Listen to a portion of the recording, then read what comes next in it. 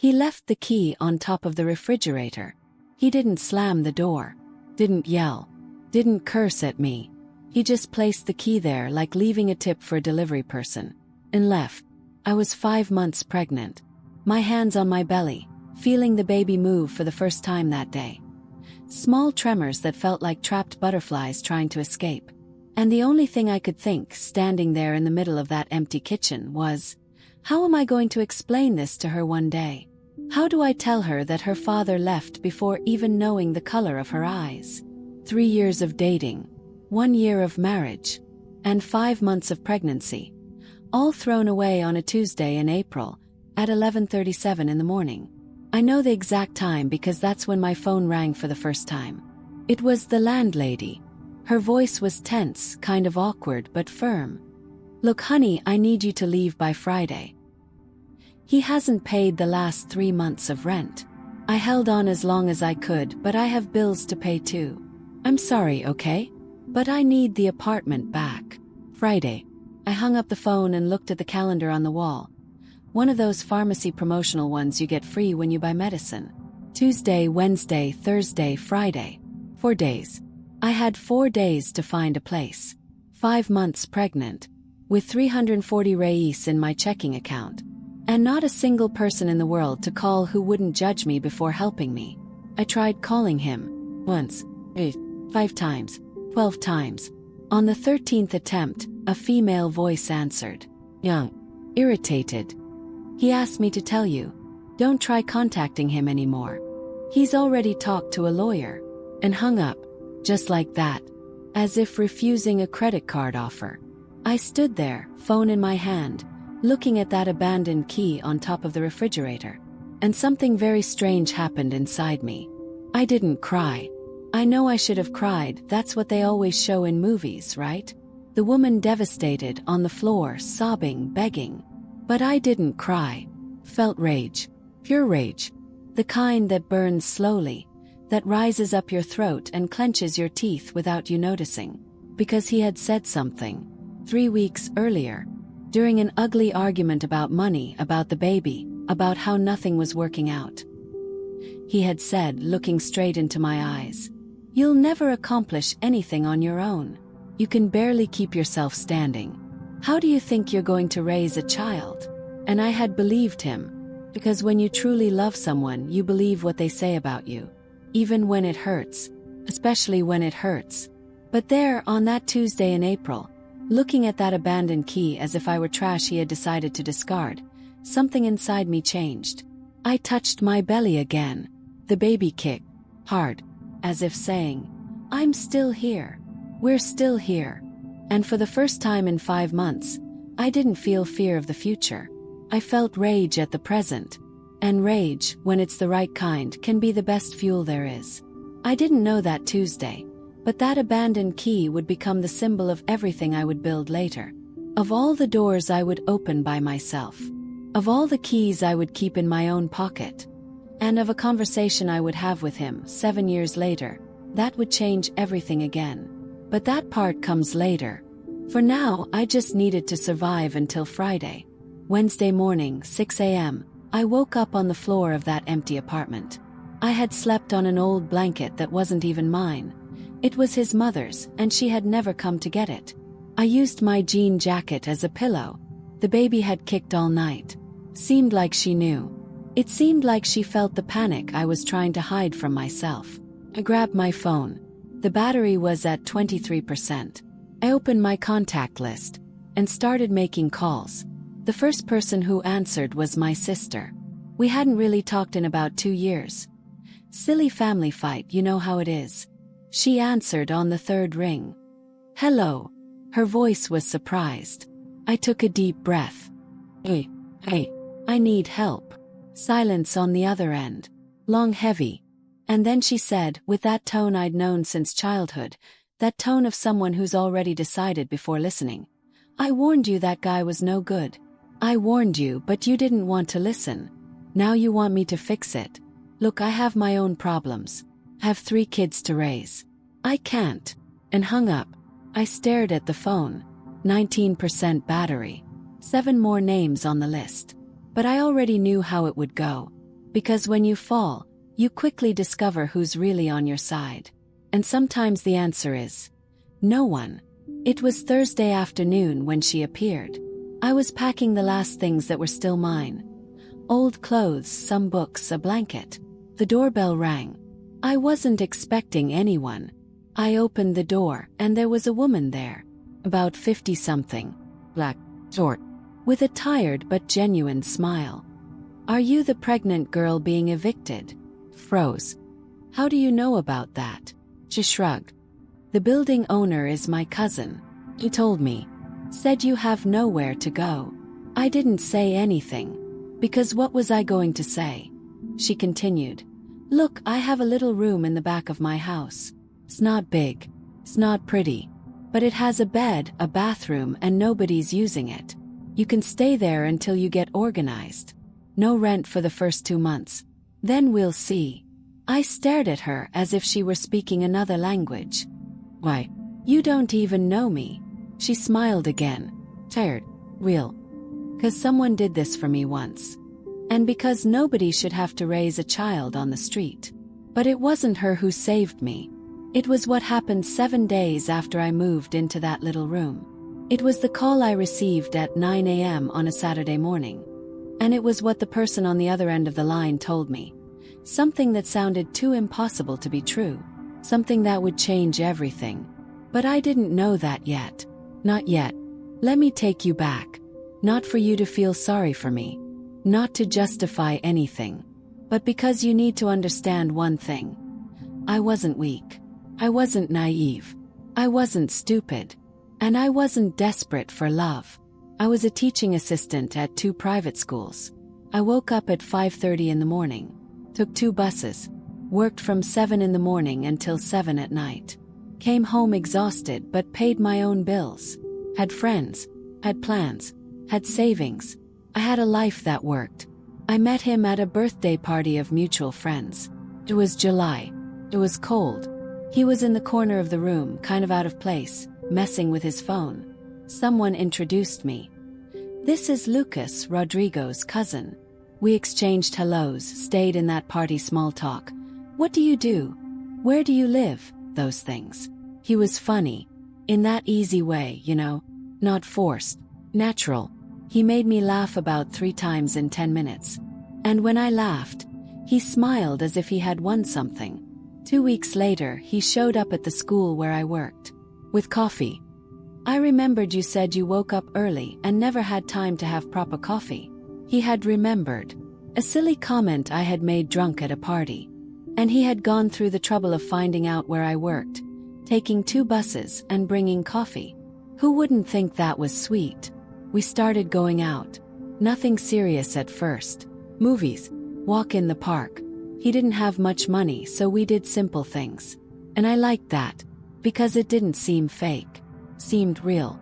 He remembered the things I said. My grandmother's name who had passed away. The song I hummed without realizing.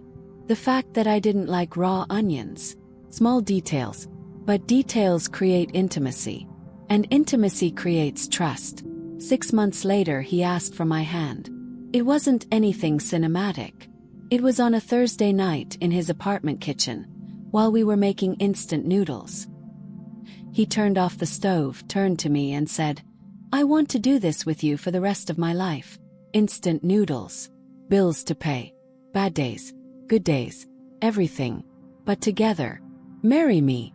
And he didn't even have a ring. Just a promise. And I said yes. Because who wouldn't? We got married at the civil registry 3 months later. No party. No white dress. Nothing. Just the 2 of us. 2 witnesses we grabbed from the line at the registry office. And a promise that seemed solid. He had just lost his job, staff cuts, those things. But he said it was temporary. That he'd soon find another. That we would build together. And I believed him. Because that's what marriage meant to me. Building together. Holding each other's hand when the road got difficult. In the first months it was good. Or at least I convinced myself it was good. He stayed home looking for work while I worked. Made dinner. Cleaned the house. Did laundry. Said he felt bad that I was carrying the weight alone. It's just until I get back on my feet, he said. You'll see. I'm going to give you the life you deserve. I promise. But month after month, nothing changed. The interviews he said he had done never generated callbacks. The resumes he swore he had sent seemed to evaporate into thin air. And when I asked, carefully, always very carefully, because I didn't want to seem like I was pressuring him, he got defensive. You think I'm not trying? You think it's easy? The job market is tough. Nobody's hiring anymore. And I apologized for asking, for doubting. The bills started to fall behind. First it was the internet, then the electricity, then the rent. It took on everything. Because what else was I going to do? Let them cut off the electricity.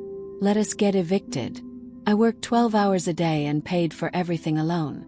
And he stayed home. Looking. Always looking. But never finding. It was in December that I discovered the pregnancy. In a school bathroom between one class and another. I had been 2 weeks late. I bought the test at the pharmacy on the way. Did it right there, in the tiny bathroom that smelled of cheap disinfectant. And looked at those 2 pink lines. Not one. My first reaction wasn't joy. It was pure panic. That kind of panic that paralyzes you, that makes your chest tighten and your hands go cold. Because I was already at my limit. Working 12 hours a day. Paying rent, food, electricity, water, transportation alone. Supporting 2 adults on a teaching assistant salary. Now. When I told him, he smiled. Smiled wide. Hugged me tight. Spun me around the room as if we had won the lottery. This is a sign, he said. Now I'll have a real reason to get up. You'll see. Everything's going to change. And for a moment, a brief and stupid moment, I believed again. 'Cause I wanted to believe. Because I needed to believe. But weeks turned into months. And nothing changed. Nothing. He didn't get up. On the contrary, he started sleeping in later. Complaining when I came home from work too tired to talk. Saying I was too stressed. That this wasn't healthy for the baby. That I needed to relax. As if the stress didn't come precisely from carrying everything. Absolutely everything, alone. 4 months pregnant, I fainted at school. It was during a class with 6-year-olds. I was crouching helping a girl with a drawing when everything went black. Just that. Black. When I woke up, I was on a stretcher. The children had screamed. Called the principal. They took me to the hospital. Diagnosis. Extreme exhaustion, low blood pressure, mild malnutrition, anemia. The doctor looked at me over his glasses and asked, with that tone of someone who already knows the answer, "Are you eating properly? Sleeping at least 6 hours? Is anyone helping you at home?" And I didn't know what to answer. Because the real answer, no, no, and no, seemed too pathetic to say out loud. He didn't come pick me up at the hospital. Said the car was out of gas. Sent a message. "Take an Uber, I'll pay you back later." He never paid. Came home by bus. 4 months pregnant. Still dizzy from the fall. Holding a prescription for prenatal vitamins that cost 120 reais and that I couldn't afford. It was that night that I should have left. I know that now. But when you're inside the situation, you don't see the door. You only feel the weight. And you think if you can just hold on a little longer, just 1 more month, just 1 more week, things will get better. They never get better. 3 weeks later came the argument. The big one. The one that would crack everything. I had just received the notice from the landlady. Either we paid the 3 months of back rent in 1 week, or we left in 30 days. I showed him the paper. With my hands trembling. Asked for help. I begged him to at least try to get something. Temporary work, gigs, anything. And that's when he exploded. "You don't understand anything," he yelled. Slammed his hand on the table. "You think it's easy. You think I don't try. You keep pressuring me like I'm a kid." And then he said it. The phrase that would enter my skin like a rusty blade. "You'll never accomplish anything on your own. You can barely keep yourself standing. How do you think you're going to raise a child?" I felt those words pierce something inside me. Because it wasn't rage I heard in his voice. It was conviction. He really believed it. He really thought I was incapable. weak, dependent, lost without him. And the worst part, I started to believe it too. 2 weeks later, he started disappearing. Not all at once, gradually. He'd leave to look for work, and only come back at dawn.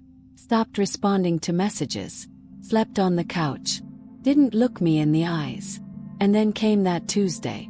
The key on the refrigerator, the silence, the call from the landlady. He hadn't left me out of anger. He had left me because he gave up. Me. On the baby. On everything. And you know what the worst part was? It wasn't the abandonment. It was what I discovered 3 days later, when the first collection call came. He had taken out loans. My name. Had requested credit cards. With my social security number. Almost 4,000 reais in debt that I never incurred. On purchases I never made. And he knew. He knew I would find out. That's why he left that way. Without a fight. Without goodbye. Like a thief who flees before the police arrive. He hadn't just abandoned me. He had sabotaged me. On purpose. And left me pregnant, homeless, penniless, and now, without credit. With my name ruined. With collectors calling every 2 hours. With the life I had built crumbling in real time. And it was there, at the bottom of that pit, that something inside me started to change. But it wasn't rage yet. It wasn't strength yet. It was something smaller. More fragile. It was just this. I can't die here. She needs me. And sometimes that's all you need to take the next step.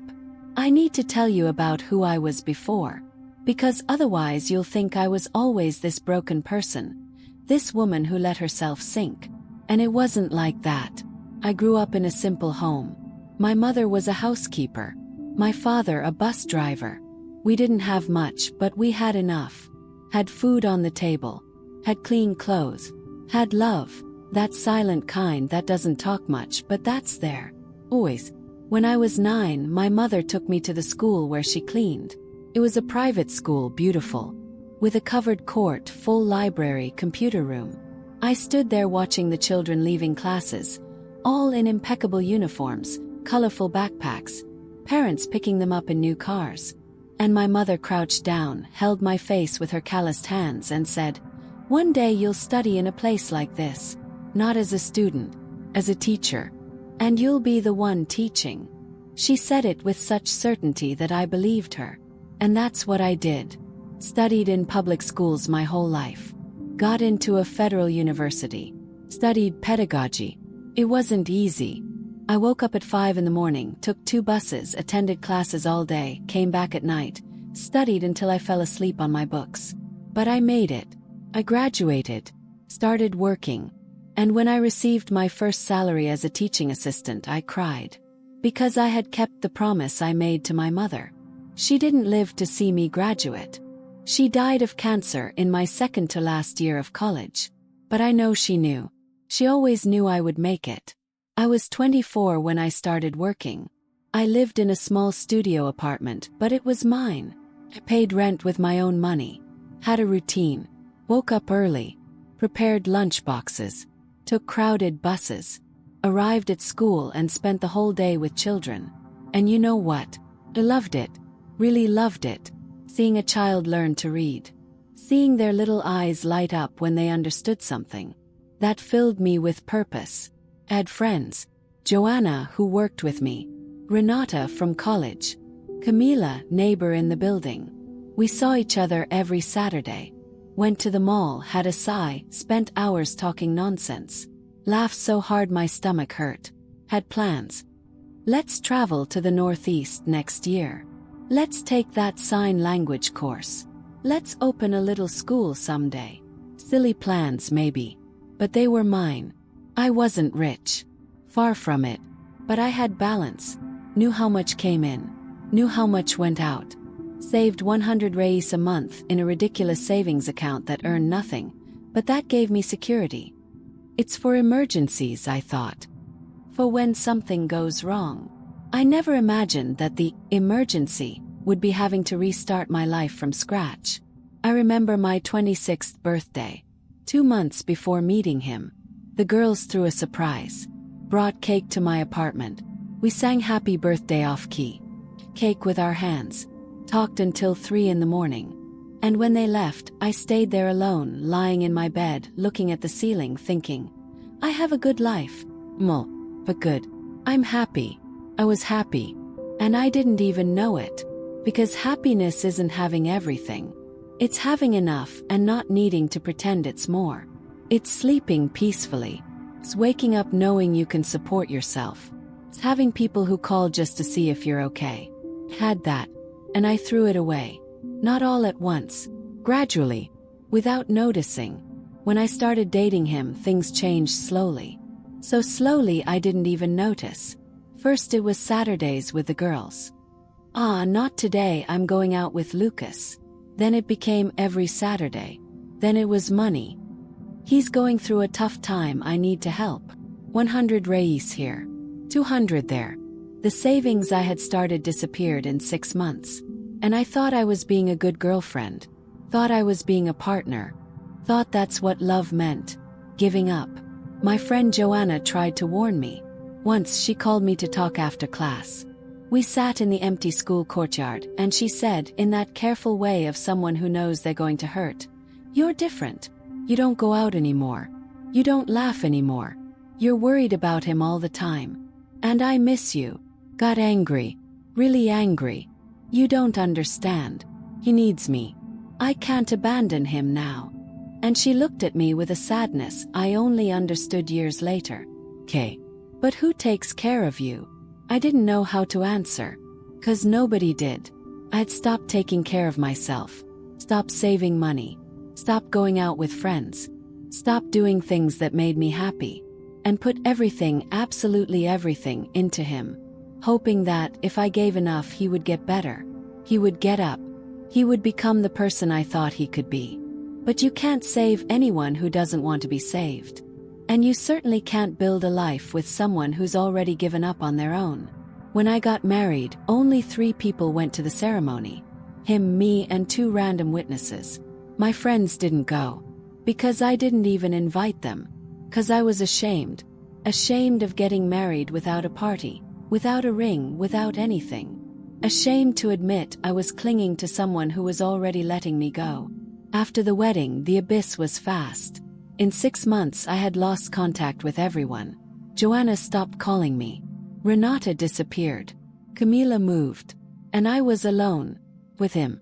In an apartment that wasn't mine. Paying bills that weren't mine. Living a life that wasn't mine. And the worst part. I convinced myself that this was mature. That it was being an adult. That it was responsibility. I looked at my single friends going out, traveling, living, and thought, they don't understand. They don't know what it's like to build a life with someone. But I was wrong. I wasn't building anything. I was demolishing myself, brick by brick. I remember the last time I saw my before life. It was on a Sunday, about 2 months before discovering the pregnancy. I was coming back from the grocery store, carrying heavy bags alone, because he had stayed home resting. I passed in front of a cafe I used to go to with the girls. I looked through the window and saw them there. Joanna, Renata, and 2 others I didn't even know, laughing, having coffee, alive. I stood there on the sidewalk, holding those bags, pregnant with 2 months without knowing, married to a man who didn't truly love me, and realized I had become a ghost of my own life. I had disappeared, and nobody had noticed. Because I had made sure to vanish. That was the moment when I should have woken up. Should have dropped the bags, entered that cafe, sat with them and said, "I messed up. Help me." But I didn't. I just kept walking.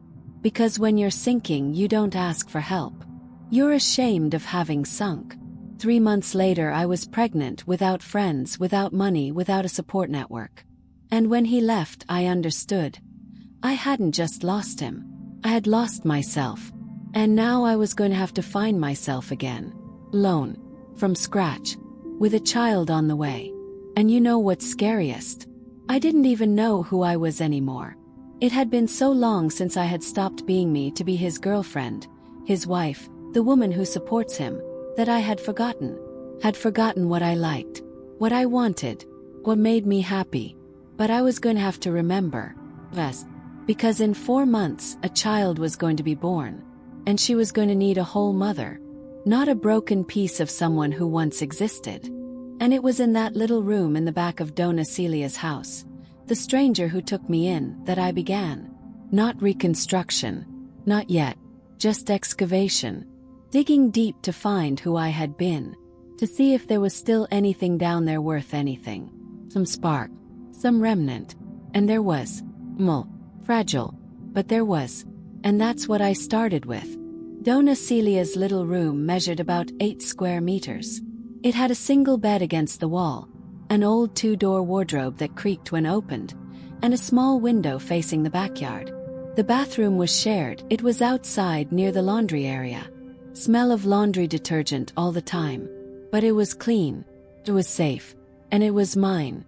In the first days, I only cried. Woke up crying. Fell asleep crying.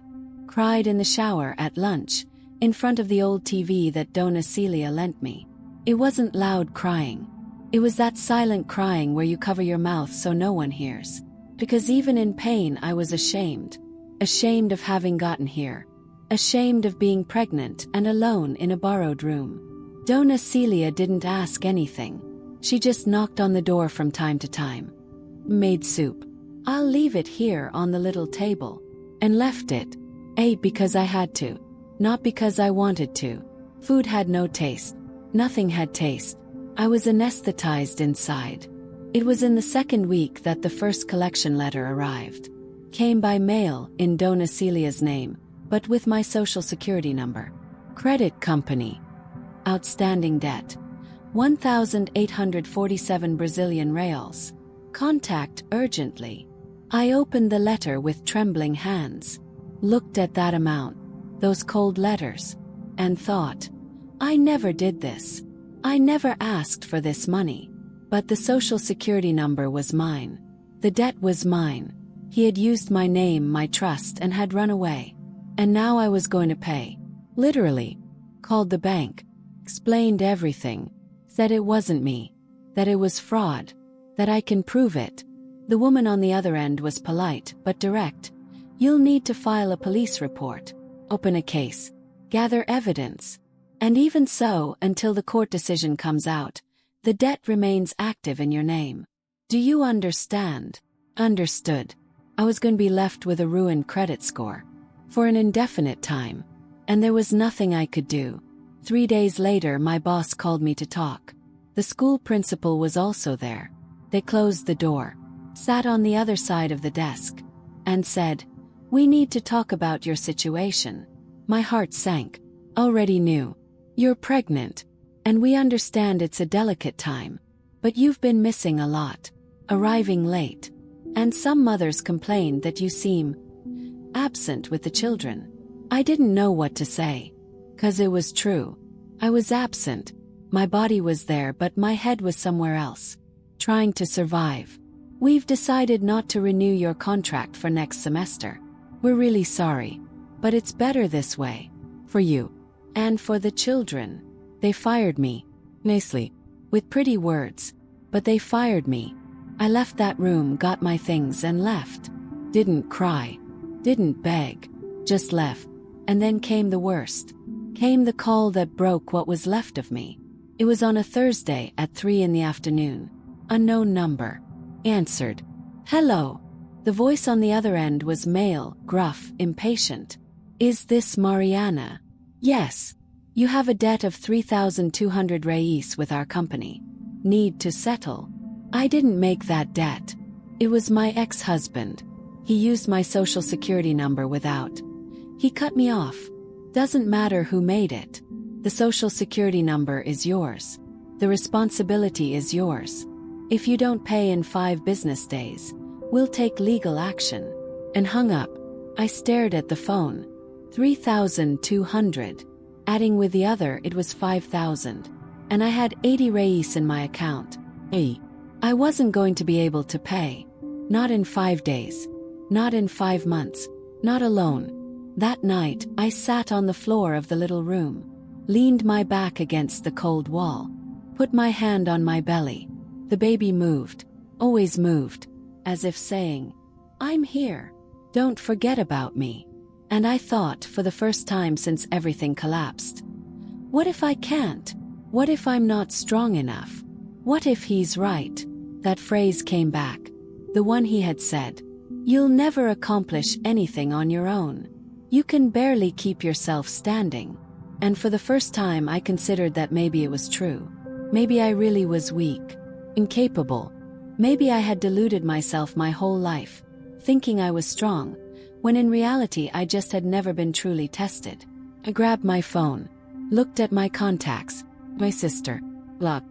My aunt, hadn't talked to me in years. Jana, Renata, Camila. I was ashamed to call, ashamed to say, "You were right. Messed up. Help me." Because admitting mistakes hurts more than bleeding alone. So I did the most pathetic thing I've ever done in my life. I went to his Instagram. The man who had left me pregnant, homeless, in debt. I went, 'cause I needed to see. Needed to understand. The account was open, public, and there he was, smiling, at a nice restaurant, with that girl who had answered the phone, arm around her. Caption, "New beginnings." Posted 2 days ago. I looked at that photo for 5 whole minutes. He was fine, happy, free. While I was there, sitting on the floor of a borrowed room, pregnant, unemployed, in debt, alone. And he was dining out, smiling, as if nothing had happened, as if I had never existed. It was at that moment that something inside me broke completely. It wasn't rage. It wasn't sadness. It was worse. It was giving up. That feeling of, it's no use. No matter how hard I try, I'll never get out of this. I lay on the floor, on my side, knees bent, hand on belly. And for the first time I really thought, I'm not going to make it. The baby kicked, hard, as if she were angry with me. And I whispered, alone in that dark room, "I'm sorry. I wanted to be stronger. I swear I did." And closed my eyes. Not to sleep, just not to feel. But the body doesn't let you give up that easily. At 6 in the morning the next day, I woke up hungry. Real hunger. The kind that hurts. The baby needed to eat. I needed to eat. And there was nothing in the fridge. I took the 80 reis I had left. Went out on the street. Bought bread, eggs, milk. Came back. Made food. Mechanically. 'Cause I had to eat. And it was there, sitting at that old plastic table, chewing bread with eggs, that I realized. Even when you want to give up, you don't give up. You continue. 'Cause you have no choice. The body continues. The baby continues. And you just go along. Whether you want or not. That afternoon, Dona Celia knocked on the door. "Can I come in?" I wiped my face quickly. Yes. She came in. Sat on the edge of the bed. Was quiet for a few seconds. And then said, "When I was your age, I was alone too. 6 months pregnant. No father for the baby. No house. Nothing. And you know what saved me?" I looked at her. "What?" She smiled. Tired. Real. Stubbornness. Pure stubbornness. I got so angry at the world that I decided, no one's going to see me fall. No one's going to be able to say I couldn't handle it. I'm going to prove it. And that's what kept me alive. She got up, put her hand on my shoulder, and said before leaving, "You're going to fall a few more times, but you're not going to die. 'Cause you have stubbornness too. I saw it in your eyes the day you got here. You just forgot. But it's there." And she left me alone again, with that word echoing in my head. Stubbornness. Not hope. Not faith. Stubbornness. Stubborn rage. The kind that doesn't accept losing. I don't know if it was at that exact moment, but it was close. It was there that something started to change. It wasn't big. It wasn't beautiful. It was just this. He's not going to be right. I'm not going to let him be right. And sometimes that's all you need to take one more step. Just one more. I was 6 months pregnant when I started looking for work again. Belly already showing. Slower walk. Constant fatigue. But I needed to. Because the 80 reis had become 40. And 40 didn't pay for anything. Asterisk I printed 15 resumes at the internet cafe on the corner. 2 reis per print. 30 reis I didn't have but spent anyway. Put them in a transparent plastic folder so they wouldn't crumple. And left on foot. Because bus fare was a luxury I could no longer afford. Asterisk. The first school I entered, the secretary didn't even let me talk to the principal. She looked at my belly, looked at my resume and said, "We're not hiring at the moment." I insisted. "But I'm qualified. Have experience. I can start." She cut me off. "We're not hiring." And turned her back. Just like that. At the second school the principal received me. She was nice. Looked at my resume. Some questions. And at the end said, "Look, your profile is good. But how many months are you?" 6. She made a little sound with her mouth. "So you'll be taking maternity leave soon, right? It's complicated to hire someone now to stay only 3 months. You understand, right?" Understood. I understood that nobody was going to hire me. Nobody hires a pregnant woman. Even if it's illegal. Even if it's unfair. They simply don't hire. I came home with the 15 resumes still in the folder. Swollen feet. Aching belly. And 0 offers. I sat on the bed. Grabbed my phone. And did something I swore I'd never do. Opened the delivery apps. Food. Rappi. Uber Eats. If nobody was going to give me a job, I was going to make it on my own. I registered on all of them. Put my old bicycle as a vehicle. The same one I used to go to work before everything collapsed. Took 3 days for approval. 3 days that felt like 3 months. And when the notification finally arrived, "Your registration has been approved. You can now start receiving orders," I took a deep breath. And thought, let's see if I can do this. My first day was a Saturday. Busy day. I woke up at 10 in the morning. Put on loose sweatpants. The only one that still fit. Old t-shirt. Worn out sneakers. Grabbed the bicycle. And went. The first order came at 10:42. McDonald's. Delivered 2.3 kilometers away. Payment. 7 reis. Pedaled slowly. Because I couldn't go fast anymore. The belly was heavy. The sun was burning. And the bicycle creaked with every pedal. I delivered. The woman didn't even look at my face. Grabbed the bag. Closed the door. No thank you. Nothing. I made 6 more deliveries that day. Pedaled almost 20 kilometers. At the end of the day, I had made 43 reis. 43. Came home with trembling legs. Sat on the floor of the little room. Took off my shoes. My feet were swollen red with blisters. And I cried. Not from sadness. From humiliation. 'Cause I had a degree. I had worked with children. I had built a life. And now I was pedaling an old bicycle, 6 months pregnant, delivering hamburgers to people who didn't even look at my face. And making 43 reis. But the next day I went again. Because 43 was better than 0. In the second week I fell. It was during a night delivery. Poorly lit street. Hole I didn't see. The bicycle lost balance. Fell on my side. Protected my belly with my hands. Scraped my knee. Ripped my pants. The food scattered on the ground. I stayed there, sitting on the dirty sidewalk, looking at the torn food bag and thought, I'm not going to get paid for this. I'm going to have to pay. And that's exactly what happened. They deducted it from my balance. 17 reis. A whole delivery thrown away. But the worst wasn't that. The worst was the guy who stopped his car, opened the window, and yelled, "Pregnant woman shouldn't be on the street. Should be at home taking care of the belly." And accelerated, laughing, as if it were a joke. I stayed there, sitting, bleeding, and thought about giving up again. But then the baby moved, and I remembered the stubbornness. Got up, grabbed the bicycle, and went home. It was in the 3rd week that I met Seu João. He had a small fruit stand near Dona Celia's house. He sold fruit, vegetables, those things. Passed by every day pedaling. And he always waved. Always said, "Good morning." One day he called me. "Hey miss, come here." Stop. Stared. Because when a man calls a woman on the street, it's never good. But he just said, "You're pregnant, right?" "Yes." "How many months?" "7." He shook his head.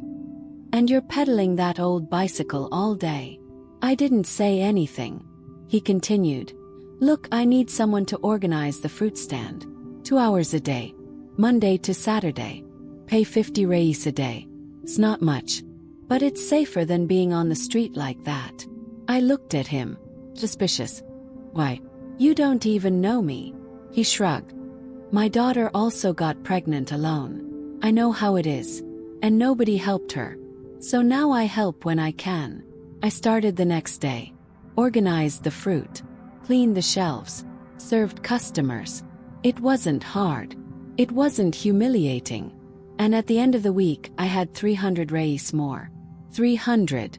Adding with the deliveries I still did in the morning, I was managing to gather almost 600 a week.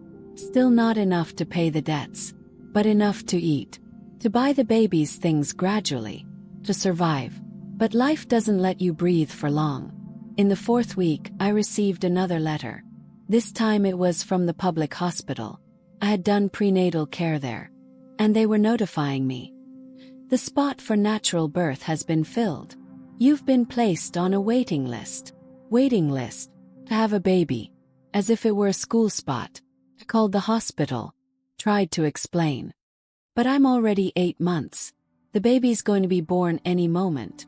I can't be without a spot." The attendant was clear. "We understand, ma'am. But that's how the system works. When a spot opens up, we'll call." And hung up. Panic. Real panic. Because I didn't have money to pay for private birth. Didn't have health insurance. If the baby was born and I didn't have a spot at the hospital, what was going to happen? Was I going to have a baby on the street? Home.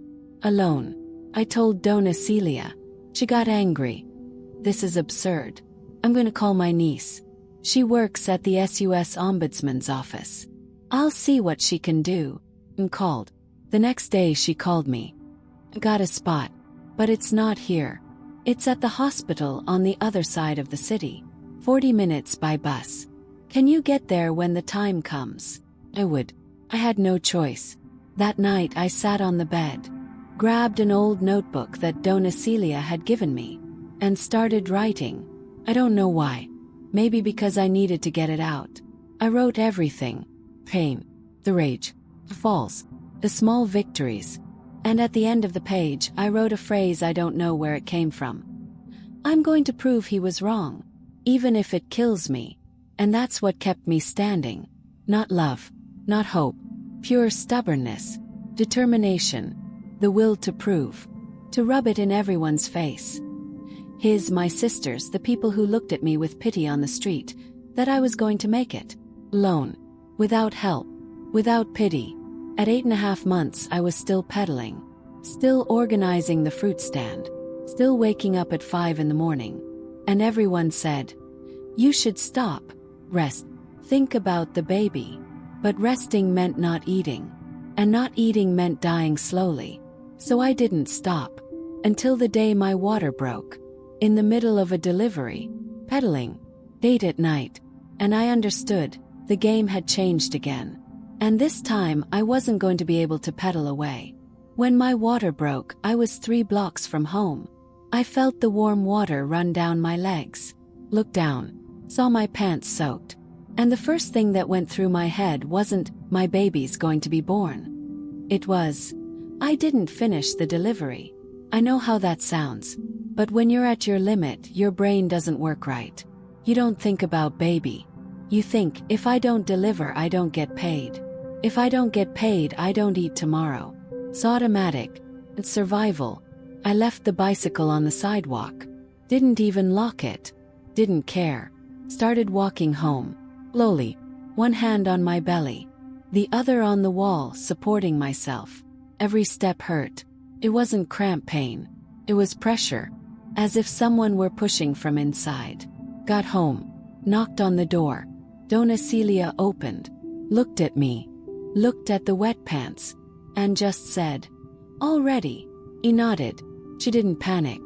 just grabbed her purse, helped me get into her old car, a white Jewel that made noise in the engine, and we went.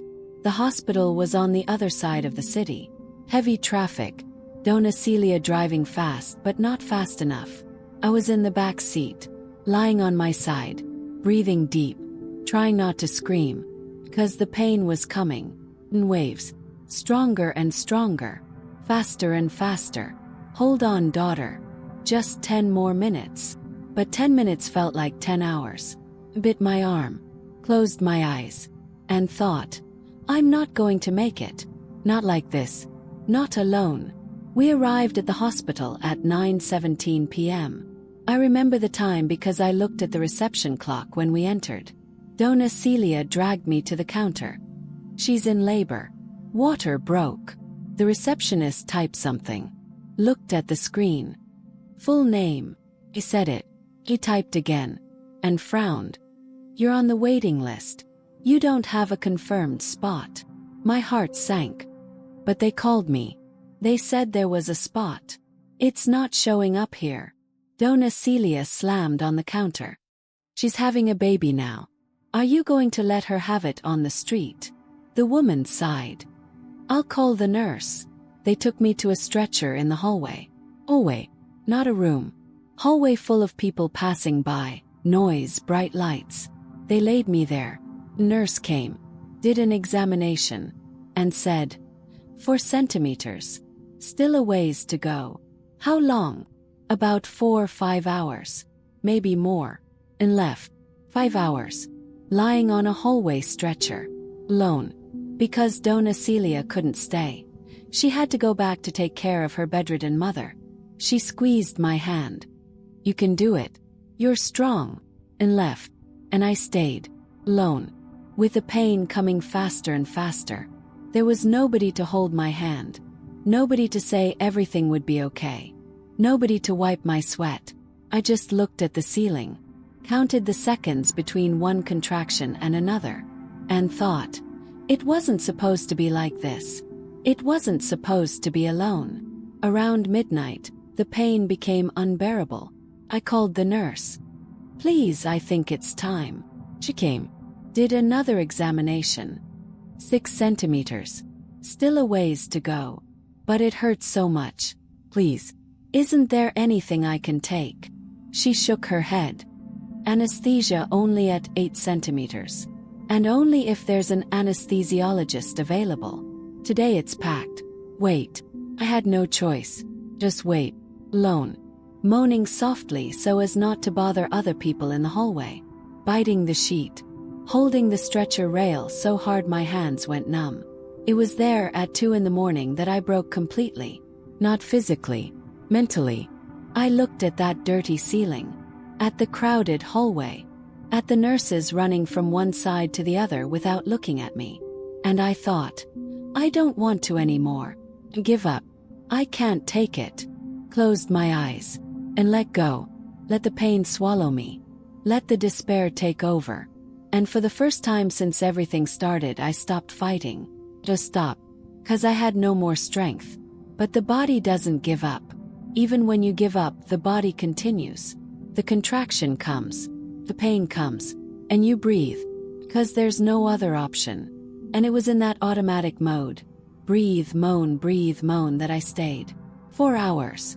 At 5 in the morning, they finally took me to the delivery room. 8 centimeters. Now you're going to have to push. Had no strength. Had nothing. But I did it. 'Cause I had to. I screamed. Cried. I bit my lip until it bled. And pushed. With everything I didn't have. And at 6:32 a.m. on a Sunday she was born. Wet. Purple. Crying loud. The nurse put her on my chest. Congratulations. It's a girl. And left. Vest. Because there were other women waiting. I stayed there. Holding that warm, wet little thing on my chest. Looking at her wrinkled little face. At the shrill cry. And I didn't feel joy. Didn't feel relief. Felt pure terror. 'Cause now it was real. There was a person depending on me. Person who would need to eat, sleep, be cared for. And I had nothing. Nothing. Not my own house. Not a steady job. Not family. Not him. What have I done? I whispered. To nobody. To her. To myself. What have I done? They discharged me the same day. 12 hours after birth. You're fine. The baby's fine. You can go. There wasn't even a bed. Hospital packed. They needed the stretcher. Donna Celia came to pick me up. Helped me walk to the car. With every step, I felt like I was going to tear from the inside. I sat in the back seat, with her in my lap, wrapped in a thin hospital blanket, and we went back. When I got to the little room, I lay on the bed, put her by my side, and looked at her, sleeping, breathing, so small, so fragile. And I thought, I don't know what to do. I don't know how to take care of you. I don't even know how to take care of myself. She started crying. Hunger. Picked her up. Tried to breastfeed. Nothing came out. Tried again. She cried louder. I started crying too. Because I didn't know. Nobody had taught me. Nobody had prepared me. And now she was hungry and I couldn't feed her. I knocked on Donna Celia's door. Desperate. She won't stop crying. I don't know what to do. Donna Celia came in. Took the baby. Adjusted her on my breast. Pressed. Breathe. Relax. You're too tense. The milk doesn't come down when you're tense. Breathe. She put the baby back. Pressed my breast. And finally it came out. Little. But it came out. And she stopped crying. You'll learn. Donna Celia said. Nobody's born knowing. You'll make mistakes. You'll cry. But you learn. And left. Leaving me there. With that tiny creature stuck to me. Sucking the little I had to give. In the first 3 days I didn't sleep. She cried every 2 hours. I tried to breastfeed. Hurt. It hurt so much I bit the pillow. My breasts cracked. Bleeding. But I continued. 'Cause there was no formula. No money to buy. So I continued. On the 4th day I looked in the mirror. And didn't recognize myself. Deep dark circles. Dirty hair stuck to my forehead. Clothes dirty with milk, sweat, blood. Aching body. Soul. And thought. He was right. Can't. I'm not going to make it. I sat on the floor. With her in my lap. And said out loud for the first time. I don't want to anymore. It wasn't for her. It was for the universe. For the void. I don't want to carry this alone anymore. I can't take it. And there, at the bottom of that pit, I waited. Waited for someone to come. For something to change. For a miracle to happen. But nothing came. Only her crying. Again. Hunger. Again. And I got up. Again. Because there was nobody to get up for me. But something inside me still pulsed. Almost dead. But it pulsed. It was on the 10th day that I took a real shower for the first time. 10 days. I know how that sounds. But when you have a newborn, when you're alone, when every movement hurts, showering becomes a luxury. Becomes something you postpone. I'll shower later. Later. But later never comes. Donna Celia knocked on the door that morning. Go take a shower. I'll stay with her. I hesitated. But what if she cries? I know how to calm a baby. Go. She didn't ask. She ordered. And I obeyed. Because I didn't even have the strength to disagree. I entered the shower. Warm water. Let it fall on my face. On my body. And started crying. Really crying. That crying that comes from deep down. That you've been holding in for days. Weeks. Months. That crying that isn't just tiredness. It's everything. It's accumulation. It's despair. It's loneliness. Rage. Pain. Everything together. Coming out at once. I stayed there until the water got cold. Until I had no more tears. Until I was empty. Got out. Looked at myself in the fogged mirror. And for the first time in 10 days I saw myself. Really saw myself. Not the mother. Not the abandoned one. Not the victim. Just me. Mariana. Too thin. Exhausted. But alive. And thought. You're still here. After everything. Still here. I went back to the room. Donna Celia was with the baby in her lap. Rocking slowly. She fell asleep. just needed a little rocking. She handed her to me and said, looking straight into my eyes, "You know what's the difference between those who survive and those who don't?" I shook my head. Those who survive decide. They don't wait to feel like it. Don't wait to be ready. They just decide. And go. Left. And I stayed with those words. Decide. Just decide. That afternoon, I did something I hadn't done in weeks. I grabbed paper and pen, sat on the bed, put the baby beside me sleeping, and started writing. Not a letter, not venting. List of things I needed to solve. 1. Find steady employment. 2. Pay the debts, even if little by little. 3. Leave the little room, have a place of my own. 4. Sue him for fraud. 5. Prove I can do it. I looked at the list. 5 things. 5 impossible things. But they had to become possible. 'Cause there was no plan B. There was nobody to do it for me. Only me. The next day, I put the baby in the improvised sling that Dona Celia had given me, a cloth tied to my chest, and left. Again. With resume. Again. But this time different. Because I wasn't going to hide that I had a baby. Wasn't going to lie. I was going to present both. Me and her. Complete package. The first school I entered, the receptionist looked at the baby. "You can't come in with a baby here. I just want to leave my resume. But the principal won't receive you." I left it anyway. And left. At the second one they received me. The coordinator looked at my resume. Looked at the baby. "How many months?" 10 days. She made an expression I already knew. Pity mixed with judgment. "Look, we're actually needing an assistant. But you just had a baby.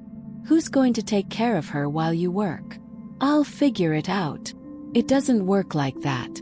Children need attention. You can't just figure it out. And dismissed me. I visited 7 schools that day. None called me. I came home with bleeding feet again. Postpartum still hurt. The baby cried the whole way. And I thought, it's not going to work. Nobody's going to give me a chance. But that night my phone rang. Unknown number. Answered. "Hello. Is this Mariana?" "Yes. This is from Garasol School. You left a resume here earlier." My heart raced. "Yes. The principal wants to talk to you. Can you come tomorrow at 9? "I can. Thank you." Hung up. And breathed. For the first time in weeks, I breathed deep with hope. I arrived at the school at 8:40. The baby in the sling. Clean clothes. The only blouse that was still decent. Hair tied back. Trying to look whole. Even though I wasn't. The principal was a woman about 60 years old. Short white hair. Prescription glasses. She looked at me up and down. Looked at the baby. "Sit." "I Saturday." "You have a newborn baby and you're already looking for work." "I do. And I need to." "Who takes care of her?" "For now, nobody. But I'll find someone." She was silent, looking at me, and then said, "I was also a single mother. 30 years ago. I know how it is. So I'm going to give you a chance. But I'll be clear. Here we demand punctuality, dedication, and commitment. Can you give that having a baby at home?" I looked at her and said the only truth I had. "I'm going to give the best I have. And the best I have has always been enough." She smiled sideways. "Start Monday. 6 hours a day. 1,100 reis a month. It's little, but it's a start. It's more than I have now. Except." I left that school and cried in the middle of the street. From relief. 1,100 reis. It wasn't much. But it was steady. It was every month. It was ground. It was a new beginning. On the weekend, I sat with Dona Celia. "I got a job. I start Monday. But I need someone to take care of her while I work. Do you know anyone?" She thought. "I do. Dona Lourdes, who lives 2 houses down. She's been taking care of children for years. Charges 200 a month. It's cheap because she's already retired and does it more because she likes it. 200. I would be left with 900. Still, it was more than zero. I went to meet Dona Lourdes on Sunday. Simple house. Clean. Smell of coffee. She took the baby in her lap. Rocked her. You give her a name.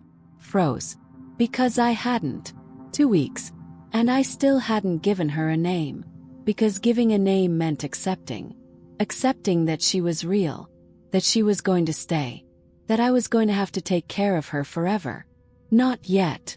I spoke quietly. Dona Lourdes looked at me. Without judging. Without pity. There's no rush. When it comes, you'll know. And gave her back to me. On Monday I woke up at 5. Bathed her. Breastfed. Got her ready. Got myself ready. And took her to Dona Lourdes. If anything, you call me. You can go easy, daughter. Go calmly. But I didn't go calmly. I went with my heart in my hand. Because it was the first time I left her with someone. The first time I separated from her since she was born. The work was simple. Daycare assistant. Take care of children 2 to 3 years old. Change diapers. Give food. Lay down. Things I already knew how to do. But that now hurt differently. Because every child I picked up I saw her. And thought, I wonder if she's okay? I wonder if she's crying. I came back at 3 in the afternoon. Ran to Dona Lourdes' house. Knocked on the door. She opened. Smiling. Calm down, daughter. She slept all day. Nursed twice. She's calm. And handed her to me. Quiet. Smelling nice. And I felt something strange. Something I hadn't felt yet. Gratitude. For someone having taken care of her. For her being okay. At the end of that week, I received the first payment. Advance from the principal. 275 reis. A quarter of the salary. Took that money. Bought diapers. Bought food. Paid Dona Lourdes. And had 20 reis left. 20. But they were mine. I had earned them. Working. And for the first time in months, I didn't feel useless. That night I sat on the bed. With her in my lap. And whispered. We're going to make it. I don't know how yet. But we will. And this time I believed it. Because it wasn't just stubbornness anymore. It wasn't just rage anymore. It was decision. Cold decision. Calculated. Silent. I had decided. The two of us were going to survive. And more than survive. We were going to live. For real. And it was at that moment, holding her, that the name came. Clear. Obvious. As if it had always been there, waiting for me to be ready to say it. Aurora. I whispered. Your name is Aurora. Because you were born in the darkest moment. And brought the first light. She didn't respond. Just slept. Breathing slowly. Trusting. And I promised silently to her and to myself. I'm going to give you the life he said I'd never manage. I promise. Blue Circle Block 8. The reconstruction. 35:00. 40:00. The first 3 months were trench warfare. There was no grand advance. No magical turn. Just small battles. Wake up. Take her to Dona Lourdes. Work. Pick her up. Come back. Breastfeed. Sleep 3 hours. Wake up again. And repeat. Day after day. No break. No truce. But there was something different now. Had routine. And routine, no matter how tiring, gives you ground. Takes you out of chaos. Puts you in motion. And motion, even slow, is better than paralysis. In the second month of work, I received my first full salary. 1,100 reis. I sat on the bed. Opened the bank app. Looked at that number. And cried. 'Cause it was mine. I had worked for it. Nobody had given it to me. Nobody had lent it to me. I had earned it. I separated the money in my head. 300 for symbolic rent that Dona Celia had started charging. She needed it, and it was fair. 200 for Dona Lourdes. 300 for food. 50 for diapers. 50 for transportation. I had 200 left. 200 I could use to start paying the debts. Called the bank. Negotiated. I owe 1,800. Can I pay 100 a month? The attendant hesitated. Normally we don't accept amounts so low. It's what I have. 100 a month or nothing. He put me on hold. Came back. Proved. 18 months. But you can't miss any. I won't miss. Called the second creditor. Same conversation. 3,200. Can I pay 100 a month? 32 months. It's what I can do. I'll check. Prove to. 32 months. More than 2 years paying. But paying. Getting out of the hole. Centimeter by centimeter. I did the math. 200 a month just in debts. For almost 3 years. But at least my credit score would start to clear. And that's what mattered. Starting over had a price. And I was going to pay. In the 3rd month, Aurora started smiling. It wasn't a gas smile. It was real. I was changing her diaper after work, tired, body aching, and she looked at me. And smiled. That toothless, drooling, imperfect way. And something inside me melted. I had spent so much time just surviving, just enduring, that I had forgotten to really look at her. To see that she was growing. That she was there. Alive. Healthy. Despite everything. "Hi, Aurora," said. And she smiled again. As if she knew the name. As if she knew it was hers. And for the first time I didn't feel weight. Felt love. Real love. Not obligation. Not sacrifice. Love. It was around this time that I started writing again. Not diary. Not venting. Stories. Small ones. About mothers. About struggle. About starting over. I wrote at dawn when Aurora slept in my phone's notepad. Without pretension. Just to get it out. Process. Not to go crazy. One night, I posted one of them in a single mothers group on Facebook. It was about the day I fell off the bicycle pregnant. About the guy who yelled, "Pregnant woman shouldn't be on the street." I wrote everything. No filter. Without embellishing. The next day there were 60 comments. "I went through this. I understand. You're not alone." Women I had never seen. That I would never see. But who were living the same war.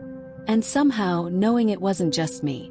That there was an invisible army of women fighting alone, in silence, without recognition. Gave me strength. I started writing more. And posting more. And people started following. Waiting. Private messages started filling up. "You inspire me. You help me. Thank you for sharing." And I realized. My pain wasn't just mine. It was collective. And it had purpose. In the 5th month, the school principal called me. "You've been doing well. The children like you. Parents too. We're going to make you permanent." Signed work card. 1,400. I almost fell off the chair. 1,400. 300 more. Thank you. I won't disappoint. I know you won't. 300 reis more meant. Pay the debts faster. Buy clothes for Aurora. Because she grew so fast that clothes lasted a month. Save a little bit. Just a little bit. Save. Rebuild that ridiculous savings account I had lost. It was in the 6th month that I saw him. From far away. On the street. I was coming back from work. Aurora in the sling. Grocery bag in hand. And he was on the other side of the avenue. With the same girl. Laughing. Entering a restaurant. My heart raced. Not from love. From rage. Pure rage. 'Cause he was fine. Like, free. And I was there. 6 months later. Still fighting. Still paying debt he made. Still carrying alone. I thought about crossing. About yelling. About rubbing it in his face. "Look, you made it. Despite you." But I didn't go. Because he didn't deserve it. Didn't deserve my energy. My time. My rage.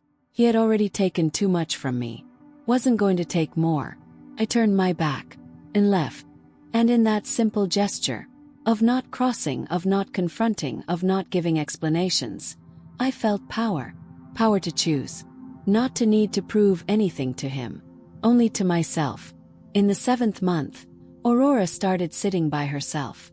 I came home from work and Dona Lourdes was radiant. "Look." She sat. And there she was. Sitting on the floor. Crooked. Balance. But sitting. I sat on the floor with her. And filmed. 'Cause I wanted to remember. Wanted to have proof that, despite everything, she was growing. Normal. Happy. Healthy. posted the video in the group. 7 months. She's sitting. And again, dozens of comments. Congratulations, Mom. So proud. You did it. As if they were my friends, my sisters, my tribe. And in a way they were. It was around this time that I started receiving invitations to give talks in mothers' groups, tell my story. They didn't pay anything, but I went, 'cause I wanted to speak, wanted to shout, you can do it, even when it seems impossible. You can. In the 8th month I managed to move, not far, to a rented room 2 streets up. But it was mine, just mine and hers, without sharing a bathroom, without depending on favors. I paid the first rent with the money I had saved. 400 reis. I put the key in my pocket, and thought about the key he had left on the refrigerator, and smiled, 'cause now I had my own keys. I furnished it little by little. A used double bed, 200 reis. A crib donated by one of the mothers in the group. Small plastic table. 2-burner stove. There was no sofa. There was no TV. But there were walls. There was a door that closed. There was privacy. And that was everything. In the 9th month, I received an unexpected offer. A small baby product brand had seen my posts. They wanted to pay me to do sponsored posts. 100 reis per post. It wasn't much. But it was something. Accepted. Posted. And it worked. They asked for more. And other brands started contacting me too. Suddenly I had some extra income. Irregular. But I had it. And I started to dream. For the first time in almost a year. I don't dream big. I dream achievable dreams. What if I could save enough to take a course? To specialize? To earn more? In the 10th month, I paid the last installment of the first debt. 1,800 reis. Paid off. I called the bank to confirm. Yes, ma'am. Debt paid off. It's already in the system. Hung up. And cried. 'Cause it was a victory. But it was mine. There was still another one missing. 3,200. 22 installments remaining. But one had already been paid. And if one was paid, the other would be too. It was a matter of time. Of persistence. Of not giving up. Aurora turned 1 on a Saturday. I made a simple cake. Boxed chocolate. I invited Mrs. Celia, Mrs. Lourdes, and 3 mothers from the group who lived nearby. We sang Happy Birthday. She didn't understand anything. She just smiled. She got her hands covered in chocolate. And it was perfect. After everyone left, I sat on the floor with her in my lap and said, 1 year, Aurora. Just the 2 of us. And we made it. It's still not easy, but we're alive. We're standing. And that's already a victory. She didn't answer. She just fell asleep in my lap. Heavy, warm, trusting. And I realized she would never know how hard it was. And that's okay. Because that's what I wanted. For her to grow up without carrying my weight. Without feeling my pain. Only with my love. And for the first time I looked to the future and didn't just see survival. I saw possibility. Aurora was 1 year and 4 months old when the phone rang. It was a Saturday morning. I was giving her breakfast. Mashed banana puree that she mostly threw on the floor rather than ate. The cell phone vibrated on the table. Unknown number. I almost didn't answer. But I did. Hello. Silence on the other end. That heavy silence. And then, Mariana. It was his voice. I recognized it instantly. Even after a year and a half. You don't forget the voice of someone who destroyed you. My whole body froze. What do you want? His voice came out colder than I expected. More controlled. He hesitated. I wanted to talk. In person. Is there any way we could meet? I laughed. Not with joy. With disbelief. Meet. Are you serious? I know I have no right to ask for anything. But please. Half an hour. That's all. I should have hung up. I should have blocked the number. I should have moved on. But a part of me, a stubborn, angry, curious part, wanted to know. Wanted to hear what he had to say. Wanted to look him in the eye and see if he had any idea. Any idea of the damage. Of the pain. Of everything. Where? Yes. He gave the name of a coffee shop. Far from my neighborhood. Far from everything. Tomorrow.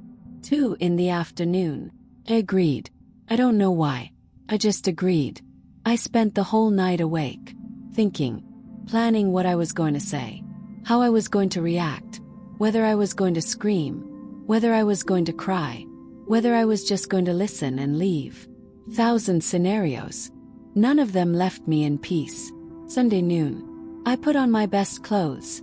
Jeans I'd bought used, a simple but clean white blouse. I applied lipstick. Tied my hair up. I wanted to look whole. I wanted him to see I survived. I left Aurora with Donna lured. I'll be back in 2 hours. Take it easy, daughter. Take a deep breath before you speak. I arrived at the coffee shop 5 minutes early. He was already there. Sitting in the corner. Shorter hair. Shaved beard. Nice clothes. He seemed good. Better than when he left me. And that annoyed me more than it should have. I sat down across from him. No hug. No affectionate hello. I just sat. He tried to smile. He couldn't. Hi. Hi. Heavy silence. He fiddled with his coffee cup. Waited. I wasn't going to make it easy. Are you okay? He asked. I almost laughed again. You called me after a year and a half to ask if I'm okay? He lowered his head. Sorry. I don't know how to start. Then don't start. Get straight to the point. Why did you call me here? He took a deep breath. He looked at me and said, I wanted to apologize. Apologies. The word hung in the air. I looked at him, searching for a sign of deceit, of manipulation. But he seemed sincere. He seemed broken. Apologies. I repeated. You left me pregnant, homeless, with debt in my name. And you think apologies solve anything? He shook his head. No, I don't. No. But I needed to tell you. I was a coward. I was selfish. I used you. And I left because I was afraid. Afraid of what? Of being a father. Of not being able to cope. Of disappointing you. So I ran away. And I left you to pay for everything. I felt the anger rising. That old anger. The one I'd been holding back. Do you know what I went through? Do you have any idea? He didn't answer. He just waited. And I continued. 'Cause I needed to. I needed to throw it in his face. I became homeless. I slept on the floor. I worked while 8 months pregnant, riding an old bicycle. Fell. Bled. I went hungry. I gave birth to her alone in a hospital corridor. Alone. With no one. Do you understand? No one held my hand. No one wiped my sweat. No one. He was crying now. Silent tears. But I didn't feel sorry for him. And you know the worst part? It wasn't the physical pain. It was you telling me I would never succeed. That I was weak. Incapable. And I believed you. I spent months believing you were right. That I would fail. That I wasn't good enough. But I was wrong, he said, his voice breaking. I know I was wrong. I see your post. I see what you've built. And I hate myself for doubting. For giving up. For not staying. Froze. Do you see my posts?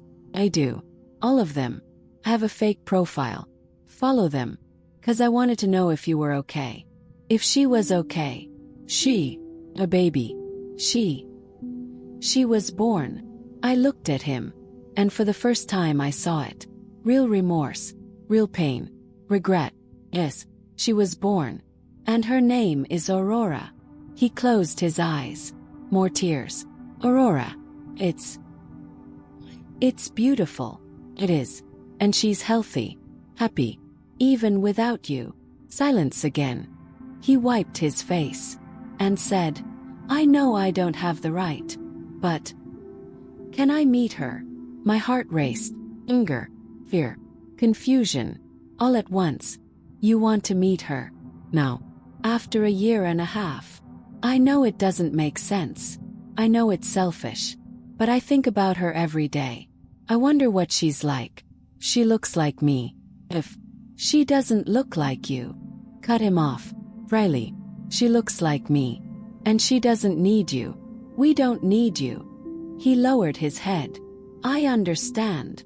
You understand. You understand that I spent a year and a half rebuilding my life from scratch while you went on with yours as if nothing had happened. I broke up with her, he said quietly. With whom? Jessica. The girl you saw on Instagram. The one who answered the phone. I broke up with her. Because I couldn't. I couldn't pretend everything was okay. That I hadn't done what I did. I didn't say anything. Because I didn't care. It didn't matter if he had broken up with me. If he was alone. If he was suffering. That didn't erase anything. I paid the debts. He continued. The ones I incurred in your name. I saved up the money. Took time, but I paid it all. And I made a PX payment for you. Yesterday. You must have received it. Picked up my cell phone. Check. There was a transfer. 3,200 reis. The exact amount of the second debt. I don't want your money, I said. But it was a lie. Because that money meant freedom. It meant paying off the last debt. It meant a real start over. But accepting it seemed wrong. Seemed like weakness. It's not about you forgiving me, he said. It's about paying what I owe. The minimum I owe. 'Cause you were right. Sabotaged you. And I need to fix at least that. I looked at him. And I thought, what do I do? Do I accept? Do I refuse? Do I let him meet Aurora? Do I close this door forever? And then I remembered something that Dona Celia had told me. Forgiveness isn't for the person who hurt you. It's for you. For you to let go of the weight and move on. I don't know if I forgive you, I said honestly. I still feel angry. I still have nights when I remember everything and want to hate you. He nodded. I understand. But I'm not going to carry this for the rest of my life. Because I have better things to carry now. Have her. And I have myself. And that's enough. I took a deep breath. And I said, if you want to meet her, you'll have to prove it. Not with words. With actions. Child support. Regularly paid. Every month. Without fail. Consistent presence. Not showing up once and disappearing. Showing up and staying. If you can achieve that, we can talk. He nodded. Quickly. I will. Promise. I'll do it right this time. Don't promise me. Promise her. And keep your word. I stood up. I grabbed my bag. He stayed seated. Mariana. Stop. I looked back. I'm so sorry. Really. I didn't answer. I just left. On the way back I cried. Not from sadness. Not from anger. From relief. Because I had looked at him. I had listened. I had spoken. And I hadn't fallen apart. I hadn't begged. I hadn't lowered myself. I had stood tall. Oh, firm. And I realized. I didn't need him. I didn't need his forgiveness. I didn't need his validation. I had already validated myself. My own. When I got home, Aurora ran to me. Mommy. She was already saying a few words. Picked her up. I hugged her tight. And I whispered. He wasn't strong enough to stay. But I am. And I will stay. Always. That night I used the money he transferred. I paid off the last debt. 32 installments remaining. Paid all at once. Cleared name. I looked at the receipt. And I thought, it's over. The burden is lifted. But something inside me still bothered me. Question. Was he going to keep his promise? Was he going to show up? Was he going to be present? Or was he going to disappear again? I didn't know. And maybe I never would. But one thing I was sure of. With or without him, we were both going to keep going. Because we had learned to walk on our own. And whoever learns to walk on their own never again depends on anyone to get where they want to go. 3 weeks after that meeting, he showed up. On a Sunday. He knocked on the door. I opened it with Aurora in my arms. She looked at him. Curious. Without fear. Because to her, he was just a stranger. Hi, he said. Nervous. Hands in his pockets. Can I come in? I hesitated. But I opened the door. He came in. He looked around. The small room. The simple furniture. The crib against the wall. And I saw in his eyes shame. He was seeing where we lived, where I had rebuilt. Alone. She's beautiful, he said, looking at Aurora. She hid in my neck shyly.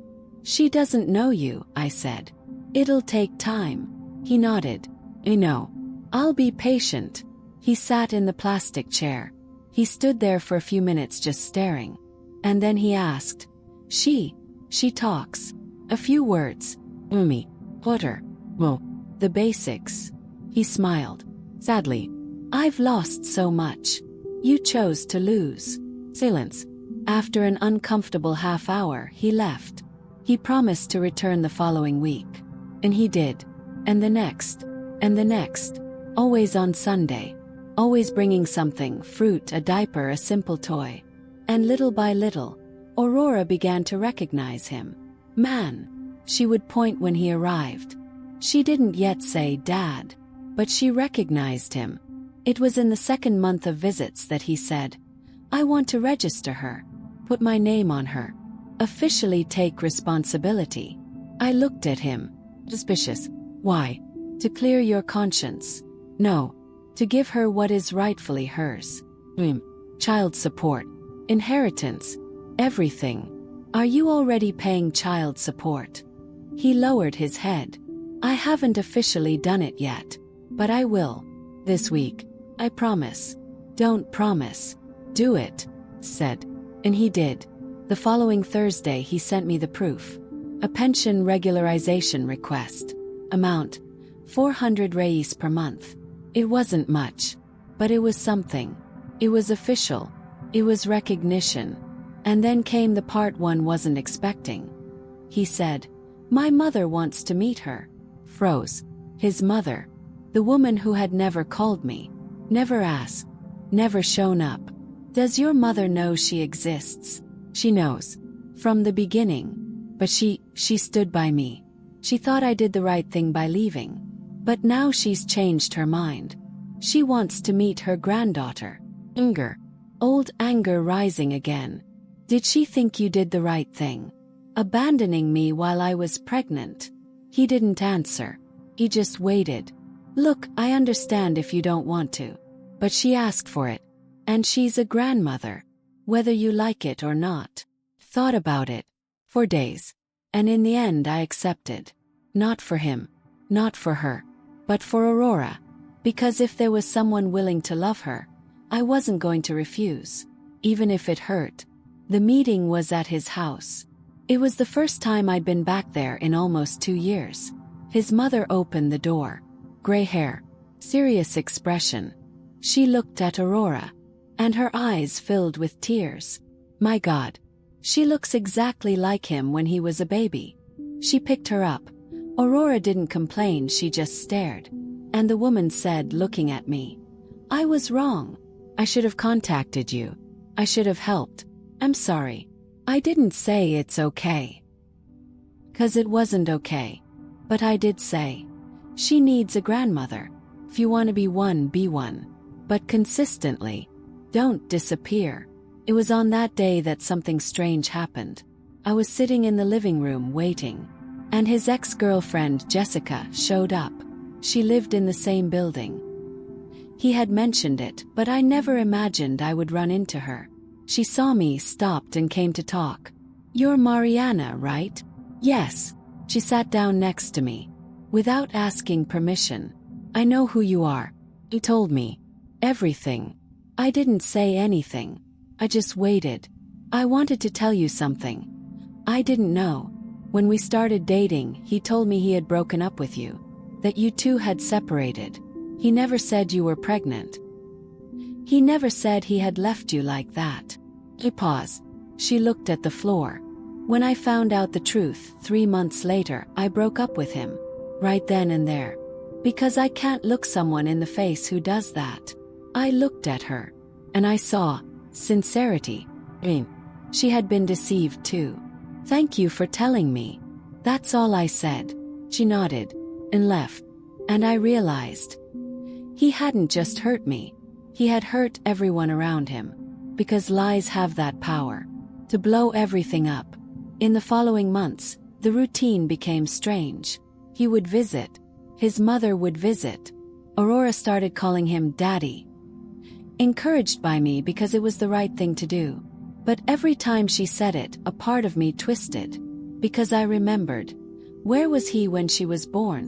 Where was he when I fell off my bike? Where was he on those nights of crying? But I swallowed it. Because it wasn't about me. It was about her. And she deserved to have a father. Even if he didn't deserve to have a daughter.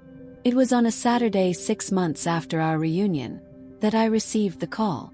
It was from a law firm number. Hello, Mariana. This is Almeida e Souza's office. We'd like to talk about a lawsuit. My heart skipped a beat. A lawsuit? Yes.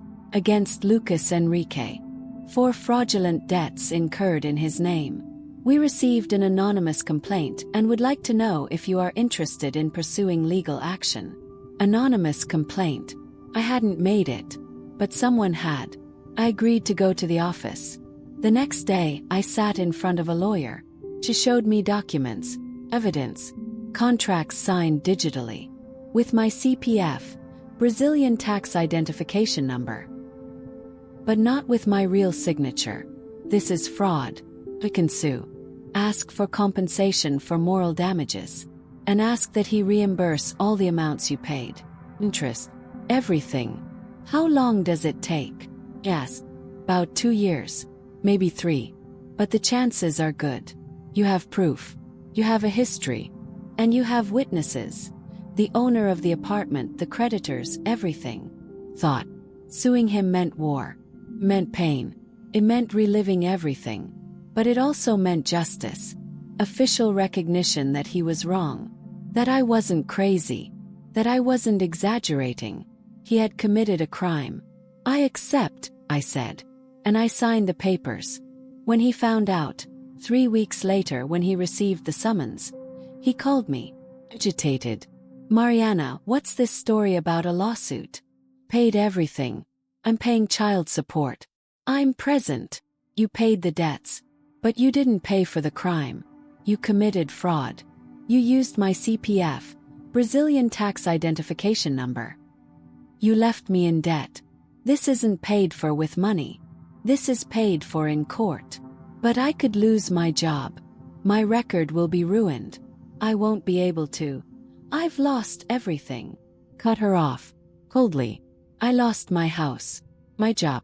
My dignity. My mental health. Do you think I care if you lose your job? Silence on the other end. Mariana, please. For Aurora's sake. Don't do this. Don't use her as a shield. My voice trembled with anger. You didn't use her for anything when you left. Don't use her now to save yourself. And I hung up. In the following days he tried everything. He sent his mother. He sent messages. He offered more money. But I didn't back down. Because it wasn't about revenge. It was about justice. It was about saying, you can't do this to someone and get away with it. The process continued. Slowly. Bureaucratically. Exhaustingly. But it continued. And somewhere deep inside I felt peace. Not because he was going to suffer. But because I had chosen not to swallow it. Not to accept it. Not to pretend that everything was all right. Aurora was 2 years old when the sentence was handed down. It was upheld.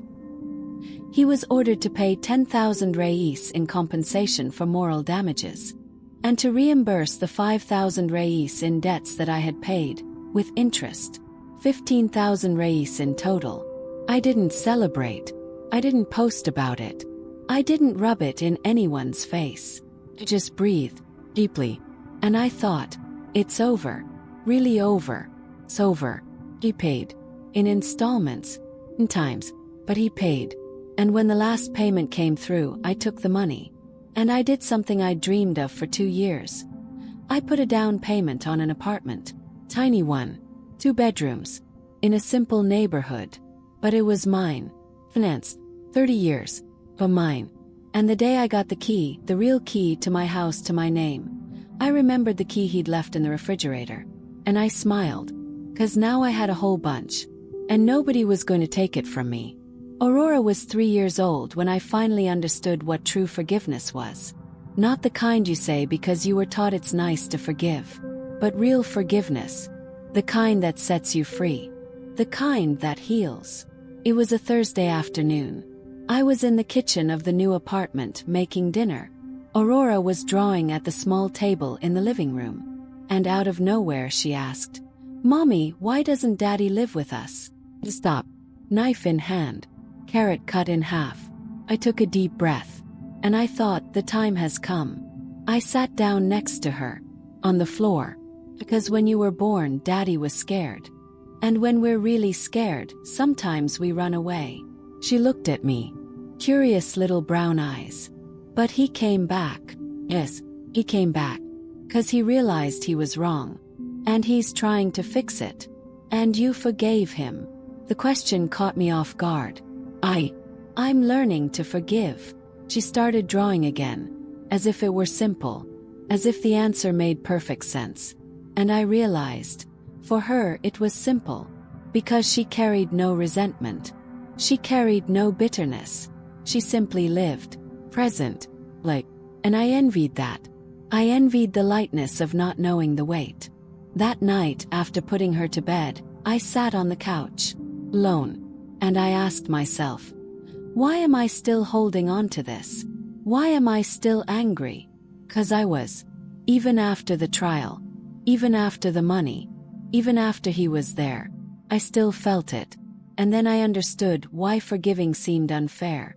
It seemed like I was saying it's okay. And it wasn't okay. He had destroyed me. He had left me at rock bottom.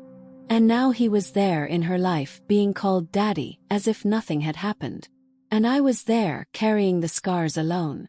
But then came the question that changed everything. Who's suffering from this? Him or you? And the answer was clear. Me. I was the one who woke up in the middle of the night remembering. I was the one who felt the lump in my throat every time he showed up. I was the one who still lived in that pain. He had moved on. And I was stuck.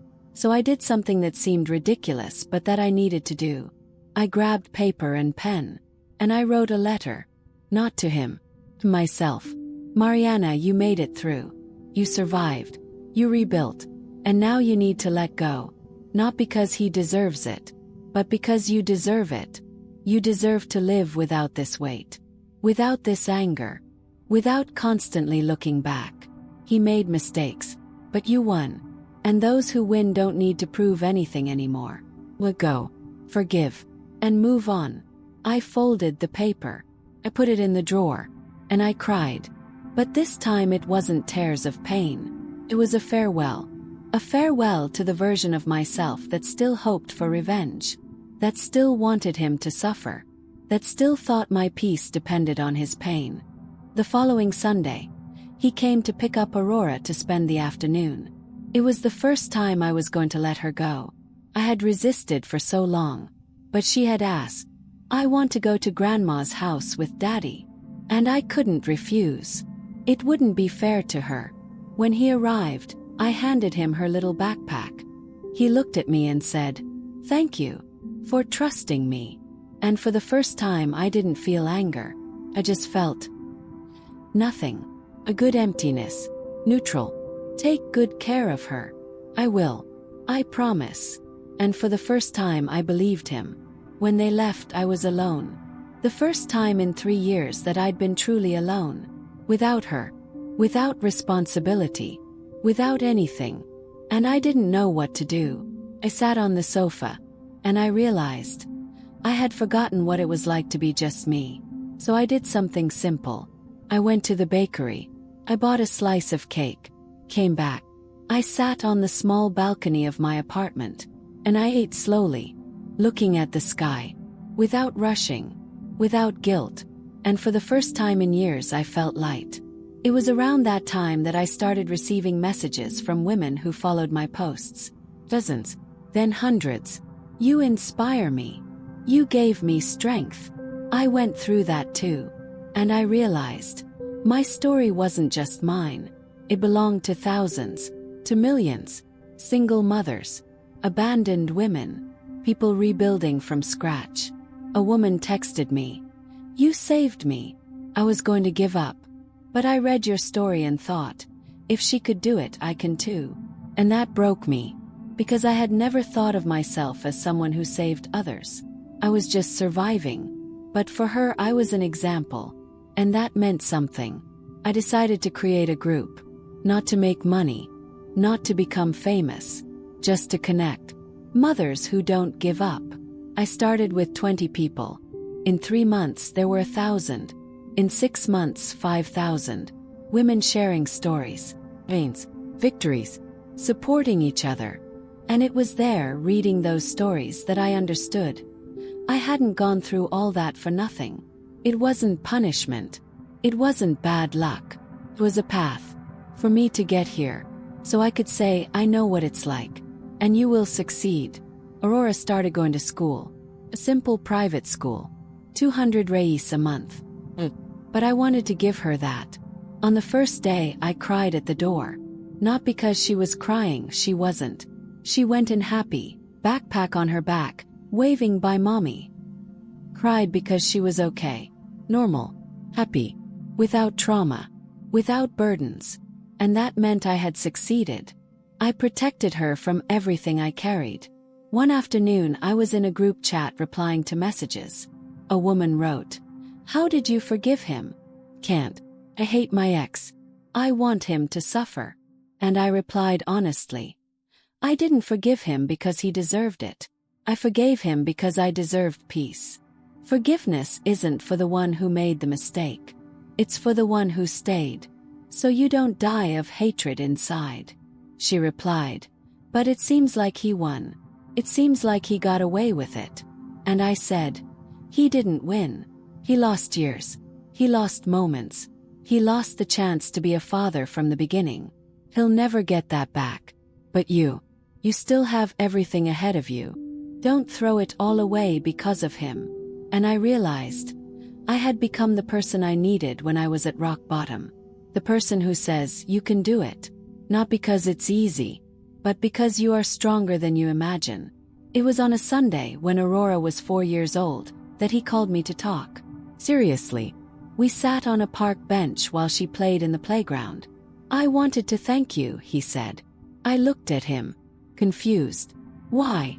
For giving me a second chance. I didn't deserve it. But you did. And that changed my life. I didn't say anything. Just listened. I've become a different man. I'm in therapy. I'm working on myself. And all of this because you forced me to face what I did.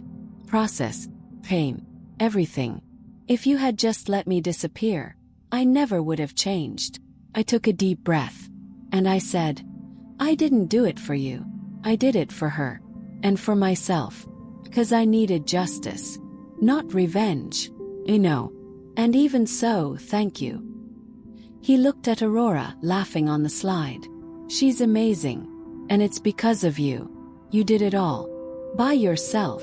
I shook my head. Not alone. Had help. Dona Celia. Dona Lourdes. Women who held me up. The community. But yes, I did it. And I would do it again. He smiled. Sadly. You're the strongest person I know. I wasn't. Became so. Because I had no choice. And it was true. I wasn't born strong. I was forged. In pain. In despair.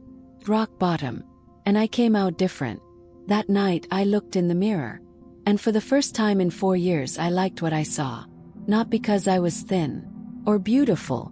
But because I saw strength. I saw dignity.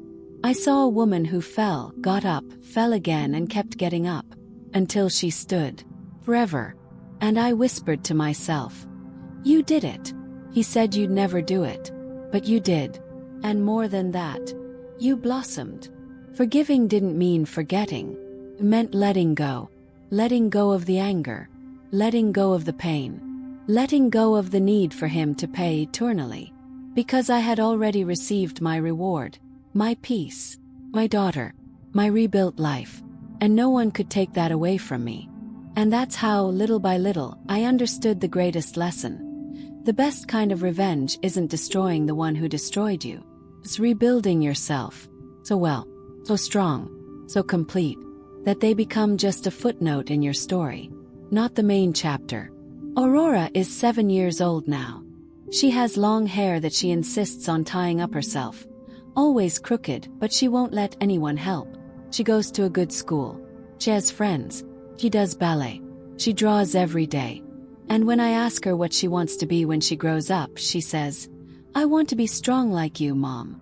And my heart aches, because she doesn't know. She doesn't know that I wasn't strong, that I cried on the floor, that I wanted to give up, that I had to learn to be strong because I had no other choice. But to her I always was. And perhaps that's the greatest victory. She will never carry my weight. She will only carry my strength. Today I look back, 7 years ago, and it seems like another life. Seems like another person. The Mariana who was left pregnant in an empty apartment, with a key abandoned on the refrigerator, she no longer exists. She died. And from her ashes, this one was born. This one who is here. Whole. Strong. Standing. The apartment I financed. It's almost paid off. 6 years left. But it's mine. The walls are mine. The door is mine. And nobody can take that away from me. I painted Aurora's room yellow, the color of sunshine, the color of joy. And mine green, the color of new beginnings, the color of life. The school where I worked as an assistant promoted me. Today I am a pedagogical coordinator. I earn 3 times what I used to earn. It's not a fortune, but it's dignity, it's respect, it's recognition. And when I walk into that school every day, I remember. I could have given up, but I didn't. The Mothers Who Don't Give Up group has 42,000 women today. 42,000. I read stories every day of women who have fallen, who have gotten back up, who are in the process, and I respond, one by one, when I can, because I know what it's like to have no one. And if I can be that person for someone, even if just for 5 minutes, I will be him. He's present. He picks up Aurora twice a week. He pays child support on time. He attends school meetings. We're not friends. We never will be. But we're co-parents. Functional. Respectful. And that's enough. Because it's not about me and him.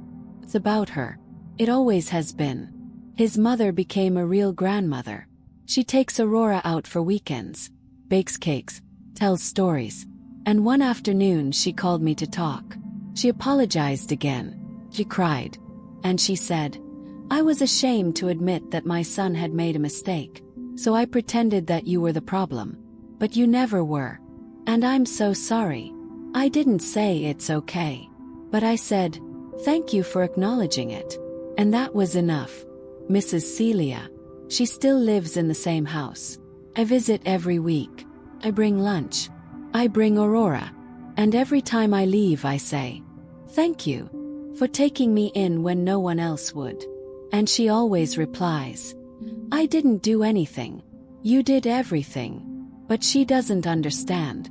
Without that little room, without that outstretched hand, I wouldn't be here. Donna Lourdes stopped taking care of children. She retired for good. But Aurora still visits. She calls her Grandma Lo. And every time Donna Lourdes says, "This girl is special. You raised her well." And I reply, "You taught me." I started giving talks, in schools, in women's groups, in churches, about starting over, about resilience, about single mothers. I don't charge. I don't want money. I just want to talk. Because if my story can ignite a spark in someone, that spark that made me get up when I thought I couldn't, then it was worth it. It was all worth it. Once, a woman came to talk to me after a lecture. 6 months pregnant. Her eyes swollen from crying so much. "He left me yesterday. I don't know what to do." I held her hand. I looked into her eyes. And I said, "You will fall. Several times. But you will get up. 'Cause you have no choice. And one day, I don't know when, but one day, you will look back and not believe how much you endured. And you will be strong. Not because you wanted to, but because you needed to. And you will be standing. Just like me." She cried. And we hugged. 2 strangers. United by the same pain. By the same struggle. by the same fire. Today, when Aurora asks about the past, I don't lie. Tell her, carefully, but I tell her, Daddy wasn't ready when you were born. He was scared, and he left, and it was very difficult, but we made it. You and I, together. And she looks at me and says, "You're the best mom in the world." And I know I'm not. I made mistakes. I still make them today. But to her I am. And that's enough. Sometimes in the early morning when I can't sleep, I pick up that old notebook. The one I used to write in Dona Celia's little room. And I read. I read the pain, the anger, the despair. And I cry. Not from sadness. From gratitude. Because that woman, that broken, lost, desperate Mariana, she didn't give up. She kept going. And if she hadn't kept going, this one wouldn't exist. And I whisper as if she could hear me. Thank you. For not giving up. For enduring. For holding on. And I close the notebook. And I sleep peacefully. I don't know what the future holds. I don't know if I'll get married again. If I'll have more children. If I'll change careers. I don't know. And that's okay. Because I've learned that life isn't about certainty. It's about moving forward. Even without knowing. Even when I'm afraid. Even when it seems impossible. What I know is this. I am not a victim. I am not a poor thing. I am not an abandoned woman. I am a survivor. I am rebuilt. I am victorious. And if you are listening to this story now, in your worst moment at rock bottom, I want you to know. You'll succeed. Not because it's easy. Not because you're perfect. But because you're human. And humans have this incredible capacity to endure the unbearable. To rise when no one believes in them. To bloom in the desert. You have that. Even if you don't feel it now. You have it. And one day, I don't know when, but one day, you'll be on the other side. Whole. Strong. And you'll look back. And you'll see. You were stronger than you imagined. He said I'd never achieve anything on my own. That I could barely support myself. That I'd never raise a child. And today I own my own apartment. Stable career. Healthy and happy daughter. Supportive community. Peace that I've built. And him. He missed the chance to be here from the beginning. That was my revenge. I didn't need to destroy him. I just needed to rebuild myself. And you. If you've made it this far in this story, it's because something resonated with you. Maybe you're going through something similar. Maybe you know someone. Maybe you just need to remember. You are stronger than you think. So I ask you from the bottom of my heart, have you forgiven the person who hurt you? Not because the person who hurt you deserves it, but because you deserve peace. Have you let go of the weight? Or are you still carrying something that is no longer yours? Because life is too short to carry other people's burdens. And you deserve to live lightly. You deserve to flourish. You deserve to be happy. And if today you're at rock bottom, if today you think you won't make it, I want you to remember this story. The story of the woman who was left pregnant, homeless, penniless, with no one, and who is here today, standing, whole, alive. She could do it, you can too. And when you succeed, because you will succeed, tell your story. Because someone will need to hear it. Just like you needed to hear mine. My name is Mariana. I was abandoned while pregnant and homeless. And I built the life he said I would never have. This is my story. What's yours? If this story touched you, please share it. Not for me, but for that person who is at rock bottom right now, thinking they won't make it. They need to know they will. And if you want to be part of the Mothers Who Don't Give Up community, the link is in the description. There, you're not alone. You never are. Thank you for staying until the end. Thank you for listening. And thank you for believing in me and in yourself. See you in the next story. And remember, you are stronger than you think.